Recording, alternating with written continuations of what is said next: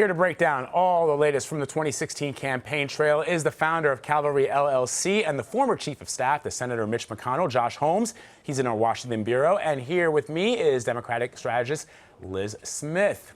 Good to see you all. Good to see you too. All right, let's get into this. I want you to both weigh in on this feud between Donald Trump and Khizr Khan. How does it compare to past controversies surrounding the Republican nominee, from his comments about John McCain to mocking a disabled reporter to his criticism of a federal judge because of his ancestry? Liz, you first. Well, this is the thing, is every time Donald Trump has a gaffe like this or a misstatement, we always say this is going to be the moment and this is going to be the turning point. So I'm always skeptical to say this is going to be the moment, but I do think it begs the question, when will we have that moment, that McCarthy moment, where good people stand up and say, have you no decency, sir? And I think this is as close as we've gotten to that moment here. But the bigger issue here with the Khizr Khan moment, with the Mr. and Mrs. Khan, is it exposed so many different things. It really underscored the message, the big message that Hillary Clinton was trying to push in this convention, which is that, you know, she's pushing unity versus Donald Trump's division. She's pushing American optimism versus Donald Trump's dystopian vision of the U.S.'s future. And it was a test for Donald Trump. Does he have the temperament to respond to this in the right way? And he failed it with flying colors. So I think this so far has been the biggest flare-up for Donald Trump. We've seen the most condemnations come out yet from Republicans and veterans groups. And will it be the end for him? I'm skeptical, but I think maybe the end is nigh and people are starting to get sick of this act of his. Well, Josh, to that end, and this is not really, I'm going to frame this question so I let our viewers know what some top Republicans are saying right now. You've got Paul Ryan yesterday putting out in a tweet, religious test for entering our country is not reflective of America's fundamental values. I reject it. And he had a much longer statement, which is on Twitter.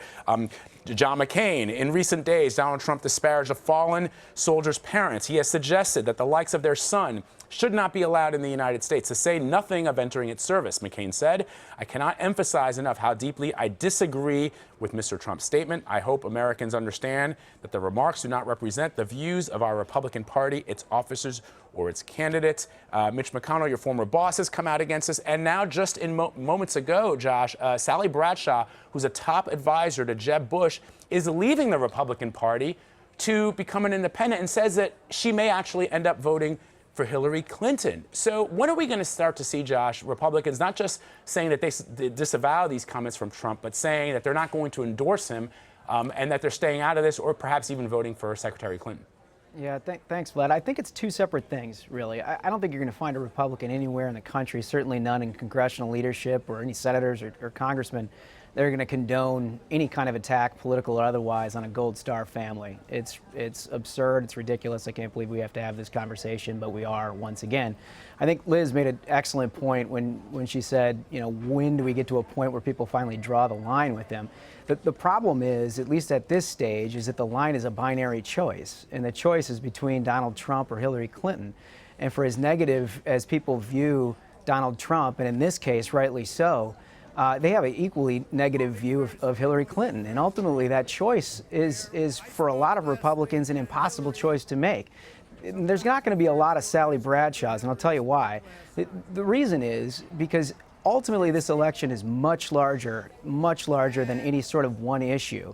And as terrible as these comments are, and as much as I'm sure Republicans up and down the board are incredibly disheartened by the way the Trump campaign has approached this. This is a presidency that is about 4 more years the Barack Obama administration in control of the Supreme Court, or not. And I think that's where a lot of Republicans are just sort of wringing their hands, not knowing exactly where to land at this stage. Josh, though, and Liz, I'll ask you to weigh in as well.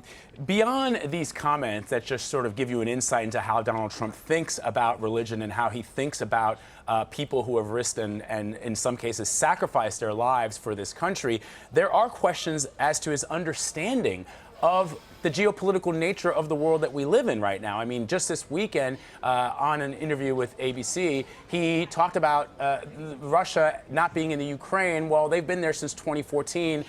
They are heavily involved in the Ukraine. In fact, Ukrainians have said that they've seen Russian soldiers, some in uniform, some out of uniform, in that country. He clearly didn't understand what was going on there when he made those comments. He's tried to walk those back. But beyond these questions, I mean, the argument that the Democrats are making, I don't have a dog in this fight, but I'm just giving you their side, which is that he doesn't have an understanding of what it takes to be the commander-in-chief. Hillary Clinton, for all of her faults, and she acknowledges, and many Democrats acknowledge that they are many, including trustworthiness, says that at least she has the experience and the knowledge and the understanding of what it takes to sit in that office. Do you disagree?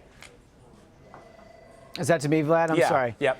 Yeah. No. I think that the Clinton campaign is taking the appropriate tact in questioning his temperament and competence for the job. Clearly, on a weekly basis, he's demonstrating an underwhelming level of understanding about world affairs, and I would stay on that if I were them.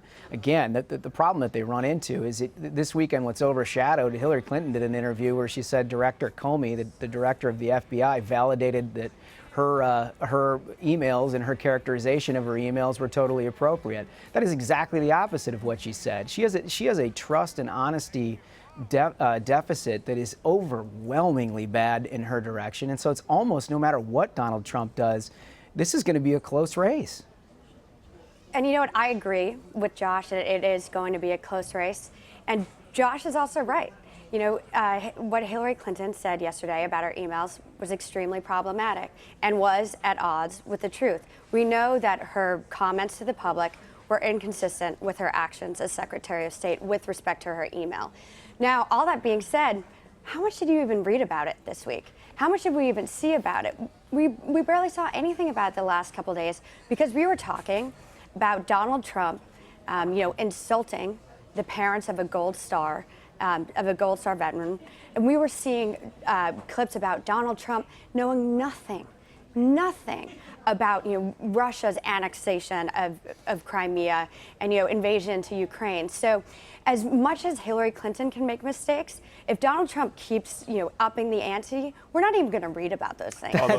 That's exactly right. I mean, Liz has hit the nail right on the head. I mean, at this point, if you're a Donald Trump campaign, I'd take out a post office box for donations and hide him in the basement for the next 3 months. It seems like that would be a better play than putting him out on Sunday shows. Well, I mean, and to be fair, as you point out, Liz, Hillary Clinton in her comments on Fox News this weekend completely incorrect. Some would say lying. Yeah. Because it's one thing that Director Comey said in his investigation, in his interview with her, she didn't say anything that wasn't true. But to the American people, she has clearly misled them with regards to these emails. Right, and it just shows you this race. I just have a hard time ever seeing anyone getting a insurmountable lead in this race because we still have two very flawed candidates. I do think that Hillary Clinton came out of this convention stronger, and that Donald Trump erased a lot of the lead, a lot of the bump that he had coming out of the Republican convention. But it's going to be a dogfight till the end. All right, Lis Smith and Josh Holmes want to keep the conversation going, but I got to go. Thank you so much both for your insights. We appreciate it as always.